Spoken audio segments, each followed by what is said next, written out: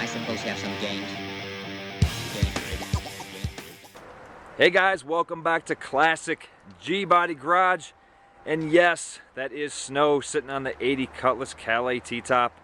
Unfortunately, the snow started to fall and the temps started to drop around here much earlier than it normally does.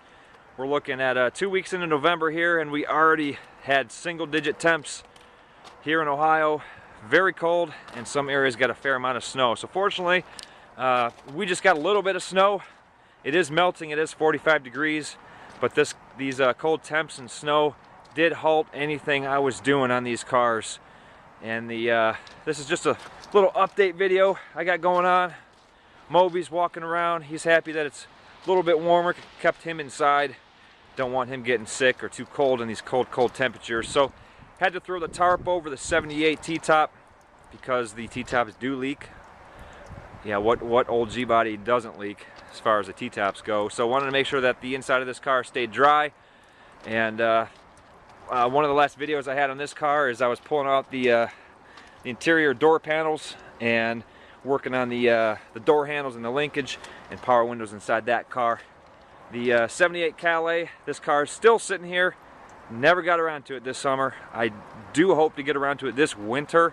The 78 Calais T-top here, I still do want to rebuild the carb on it and get this thing running the way it should. As you guys saw in the past several videos, this car had some issues as far as running goes. Low compression in the one cylinder. I still have yet to do another compression check on that car. 79 Supreme T-top. Now this one has been hanging around here for quite some time. I mentioned it was going to Canada. It's still going to Canada. My friend Jim, who bought the car, I told him I'd hang on to it for as long as he needed until he was able to get here, and he's going to come get this car on November 29th. So once he shows up, I'll be filming videos of that as well. 78 Supreme Brome. Have had this car for a couple of years, and the guy came over to buy some parts, and he actually bought the entire car. He gave me half the money, and he's going to give me the other half when he comes and gets it. So I'll pull the doors off of it, and it's all his. So he's going to be able to cut this car up and use a bunch of parts for his 80 Cutlass that he's working on. So that's a good thing. You know, people are able to use these parts, whatever it might be, off these cars. And sitting, or actually I should say no longer sitting behind the 78 Calais.